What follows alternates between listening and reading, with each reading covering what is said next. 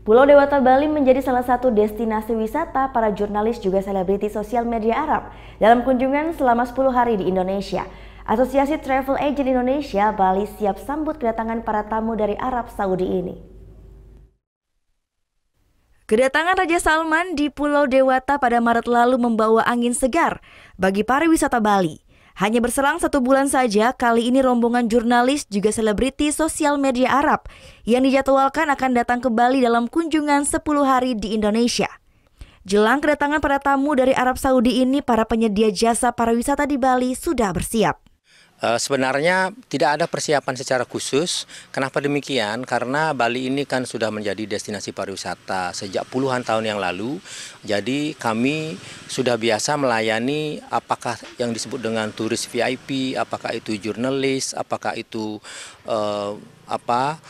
orang-orang dari pemerintahan, tidak ada masalah. Kami juga menerima himbauan dari kementerian supaya para pelaku pariwisata, khususnya Biro Perjalanan Wisata anggota Asita yang ada di Bali dan tentu juga daerah lainnya yang sempat dikunjungi oleh Raja Salman ini, diharapkan ada ciptaan-ciptaan paket wisata baru yang disebut dengan Tilas Raja Salman.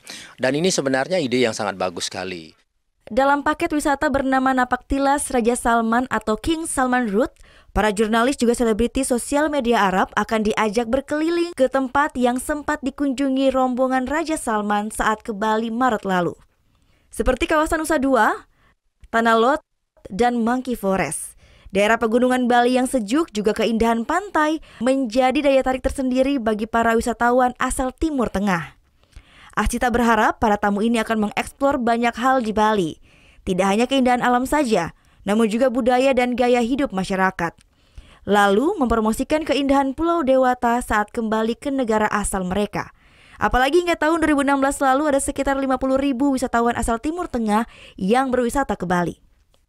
Perjalanan para jurnalis juga selebriti sosial media Arab ke Indonesia adalah gagasan dari Kementerian Pariwisata yang bekerja sama dengan Konsulat Jenderal RI di Jeddah. Gita Natalia, Riri Anggono melaporkan untuk NET.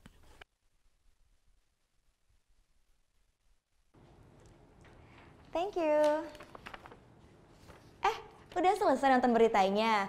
Jangan pergi dulu dong. Subscribe dulu dan nonton tayangan lainnya di sini.